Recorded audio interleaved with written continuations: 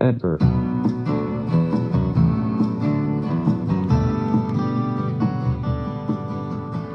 Bonjour, Anin, NeSe Indigenicas, Jaganashi Mug. Oh, I totally screwed that up. Forgive me. Take two. Bonjour, Anin, NeSe Indigenicas, Ojibwem, Kevin Richard Shores, Indigenicas, Jaganashi Mug. Makwa Nindu Dame, Minawa Nindogichida. Gabu Babigani Kagan, Dunjiba, Minawa, Moorhead, Minnesota, Nunguminde. Chi Miigwech, Gitchimanadu. Apegish, Bima Dazi, Wei Wien.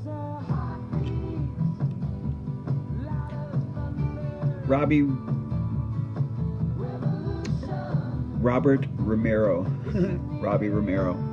And Red Thunder is what is rocking and rolling in the background. Well, they're rocking, I'm rolling. Well, actually, I'm stationary, so I'm not rolling at all. So I'm going to pause a second so you guys can listen to this a little bit.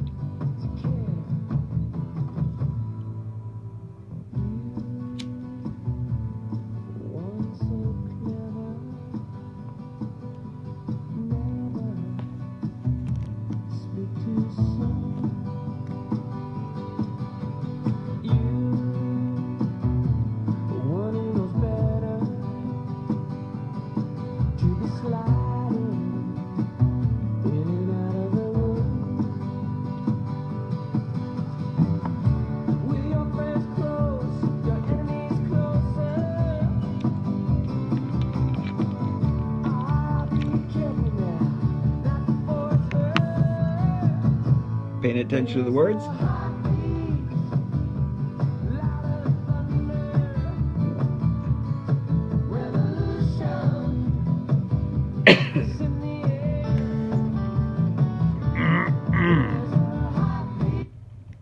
Okay, enough of that. Okay, so third time in one day, and I apologize. I'm not trying to scare you away. But both times today that I did a live stream, I was in the want of sharing something that I thought is pertinent to all of you. As some of you may or may not know, that I am in darkness just like you are. If you look at the screen, you can't see anything, neither can I, because I'm blind. My oogly googlies are impaired. I'm sighted-less. Whatever, I can't see. So, it's bizarre how the blind guy can see these things that those that are sighted can't. And forgive me if that is ego, but I'm not finding anybody else talking about this. And yes, I am probably considered a conspiracy theorist and a conspiracy nut because of the situation that I am in, a 100% disabled veteran living with Gulf War illness. I am unable to work, so I am told, and so I get a disability that helps me maintain my health as I struggle with living with Gulf War illness. But not many people know about Gulf War illness / syndrome. But I learned about this back in 1994. And I've been pursuing it ever since. And in that pursuit of trying to find the truth about the Gulf War illness and what they did and what they do and what they continue to do, is use the veterans as guinea pigs, as they do with you, cuckoo cachoo. So, as I try to research stuff about Gulf War illness, since it was not something in the mainstream media, I would find it in those very early stages of the internet back in 96, 97, when I went back to school. And rather interesting synchronicities, coincidences, I don't know. But one time I went into a video store. I don't know if you guys remember VCRs, but it was called Discount Videos on Hennepin Avenue in uptown Minneapolis. And the guy was an absolute conspiracy nut / conspiracy theorist. And he refused to go with CDs. And he would describe the whole scam of it and everything. And even right now, if you look at the iconography or the symbolism of a CD, okay, do you see the similarity of the CD and the clock? Think of a clock. Think of an old traditional clock. What is it? A square, which is encompassing a circle.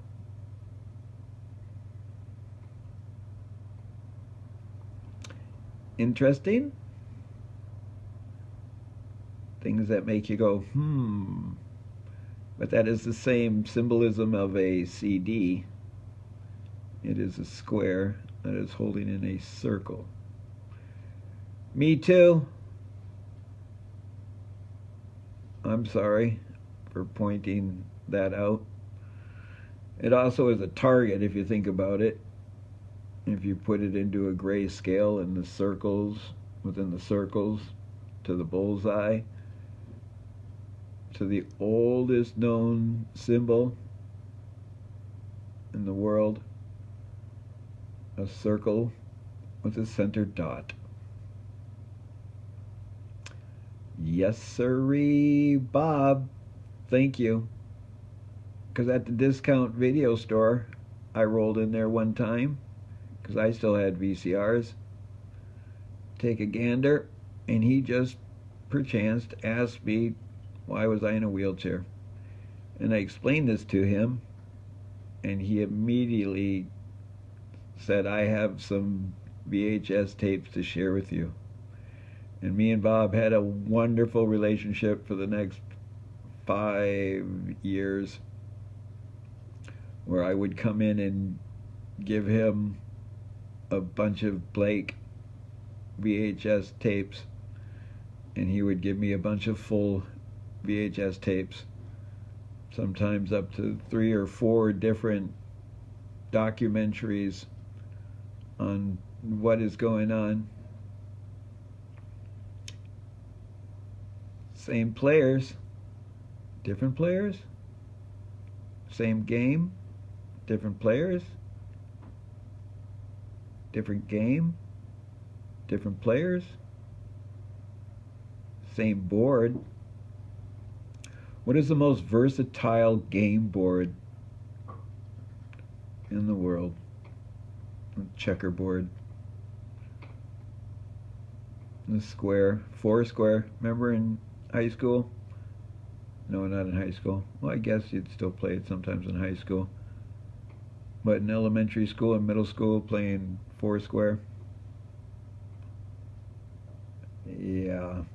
But anyway, the circle within the square, what we came into this all about, me sharing with you. So the heavenly celestial bodies, the easiest to distinguish with the naked eye, the easiest, okay? The sun and the moon, and we on the earth. So those incredible 3 objects have certain positions throughout their cycles, whether it be in the cycle of going around, and this is allegedly because I was raised in the United States, and since then I have been conditioned to believe the regurgitation of astronomy, because I do have a lot of questions for NASA. I do absolutely believe that they're lying to us, but I think they're lying to us more about the existence of extraterrestrial intelligence. However, last year in January, from December to January 2018, we shifted from a 28-day cycle for the moon, from full moon to full moon, to a 30-day cycle of full moon to full moon. And we are currently at a 29-day cycle, and you would probably calculate it as a 30-day cycle. And now we are taught and conditioned that the fall equinox occurs when? September 20th? September 21st? There and abouts, right? However, if any of you have that whore of an iPhone, excuse me, Apple's the pimp. So I have an iPhone, and she talks to me. And so listen to what she says about today. Interesting. 11:30. What time was sunrise? Let's check the weather in Moorhead. Sunrise was at 7:15 a.m. today. 7:15 a.m. was sunrise today. What time was sunset today? Sunset was at 7:22 p.m. today. 7:22. Now, if it is the equinox, which means equal day and equal night, equal nox, it would be how many hours?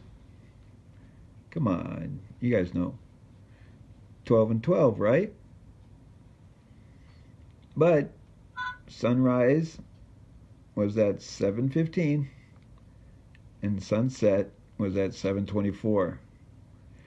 If the equinox was on September 20th, that would have meant how many days ago? Would it have already have been 12 hours? But even if it was on Friday, today is Sunday, and it's still not 12 hours. Now, the very interesting thing about it is that since I noticed about the change of the calendar days for the lunar cycle, or a lunar month, I have been watching and paying attention to the equinoxes and the solstice. And the equinox in March, by my calculations of equal day and equal night, back then, as I was checking on it, occurred about the first, I want to say it was the 8th day of March. I'd have to look back, but it was within the first week of March was the equinox. And then in the summer, when it was supposed to be the summer solstice, which according to the calendar says it's going to be the 21st of June. However, that also was around the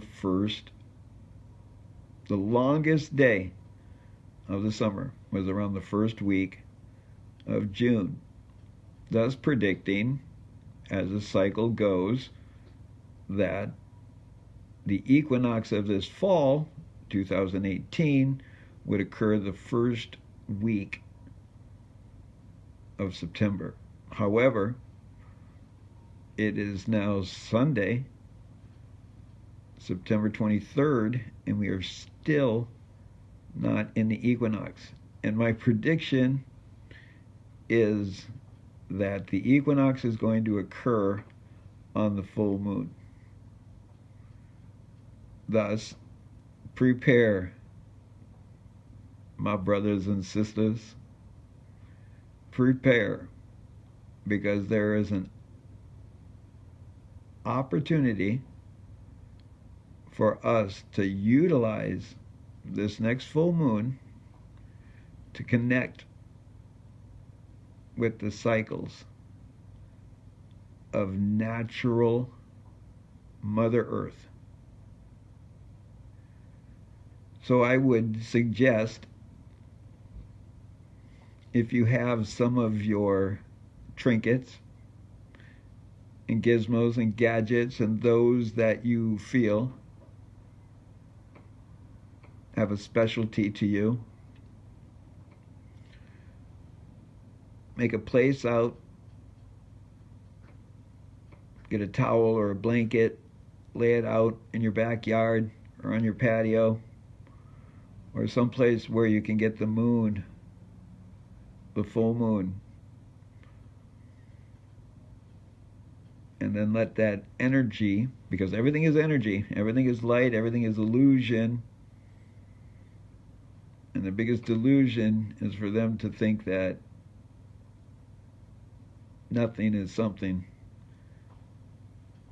and they make nothing have value, and they turn that nothing into something we desire, our wants instead of our needs.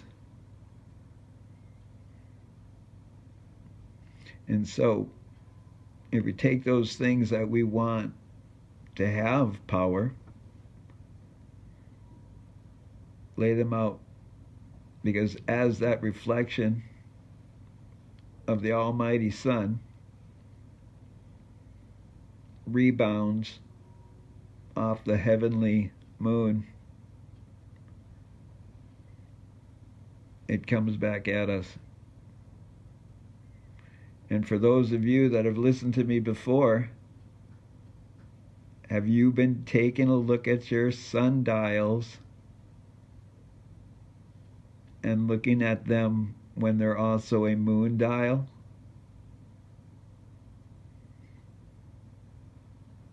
Are you in that area where you possibly can have a shadow from the full moon? Because then you really see the cycles. And then when you start participating in the counting of beings, when you get into mathematics and you start seeing these heavenly cycles make these mathematical cycles, but just like every perspective, the microcosm and the macrocosm, there's chaos, balance, and order. And that's where we reside, hopefully within love, without fear.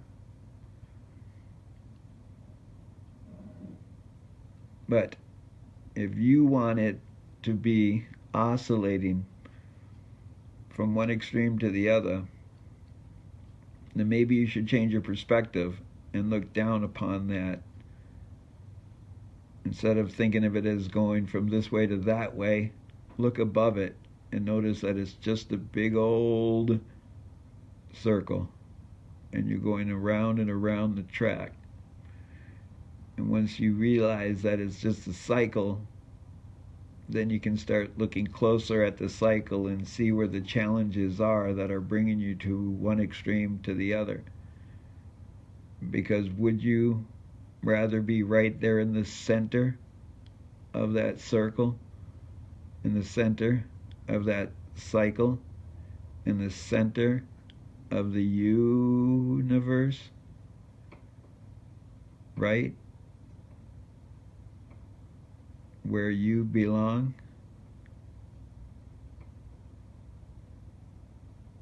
Absolutely. Because you are here, and I am here, and Mother Earth is here, and the moon is here, and the heavenly sun is here, and we're all in this remarkable dance. As above, so below, they say. The microcosm, the macrocosm, the yin and the yang. So, what are you being? Humane? Are you a humane being or a human being? So, with all of this I just shared, if you're wondering, why do I feel a little off? Because things are a little bit off of cycle. As happens in just the microcycles, working 9 to 5, that cycle. Is it arduous, painstaking? Are you doing what you love? Because there is always the ability to make money doing what you love, or at least changing your perspective of what you love and see how you can utilize it to make that 9 to 5 a little bit bearable. Because at least if you could work within the field of what you love, you're a musician, be a guitar tech. Give lessons. Show your talent, especially with kids. Oh my God, don't get me going about how they've taken music from school. My daughter wants to play the French horn, and they have 1 day a week where they get together. And it's just ridiculous. But they have multitudes of study periods. Bizarre. Because I show my children the Fibonacci sequence on the keyboards of the piano. Pythagoras. I wonder how horrific if it was if I said dodecaheha. Platonic solids. Those celestial bodies, when they make those patterns in the sky, you'd wonder why. It kind of looks like platonic solids. Oh my gosh, you mean to tell me that every element on the periodic chart has a relevance or simile to platonic solids? You know, it's a really beautiful mind meditation to focus, to center yourself, is to get yourself some platonic solids, some sacred geometric shapes, and hold them in your hands, and then stare at them, and then close your eyes and still hold it in your hands and twist it around and focus within your mind that solid. And you start building those solids within your mind, and you very, very, very merry might pop. Pop, pop goes the third eye, the third eye. Pop, pop goes the third eye, the third eye. Calcifying that third eye, I ain't lying, that they're blinding.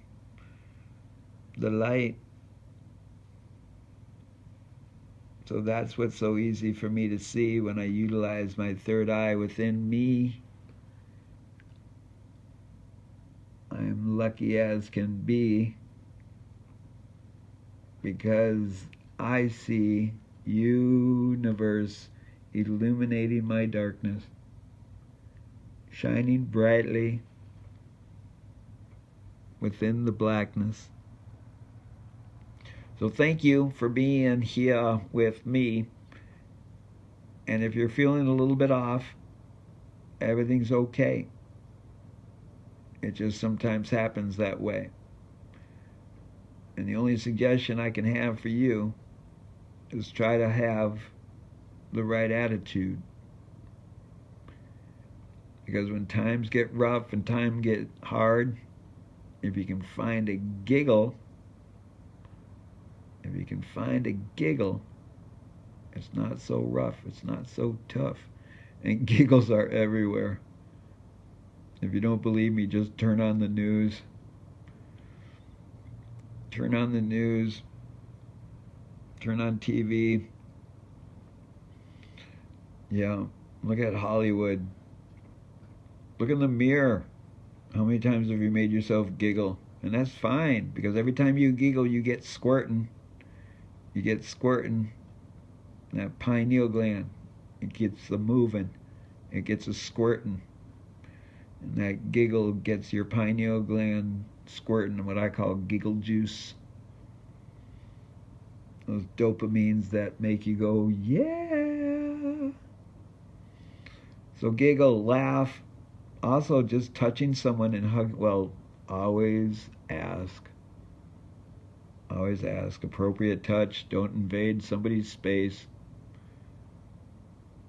But a hug, a smile, just a smile creates dopamines.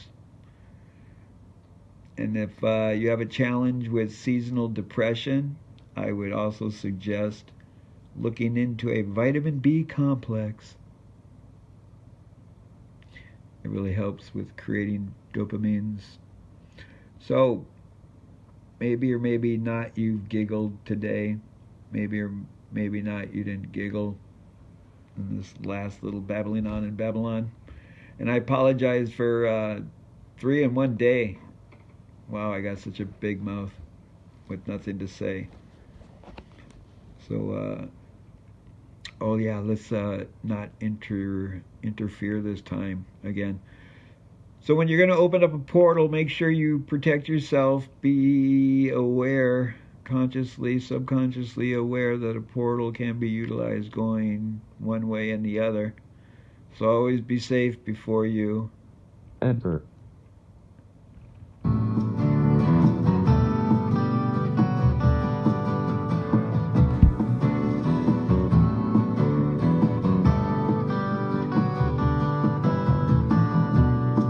As the purple sun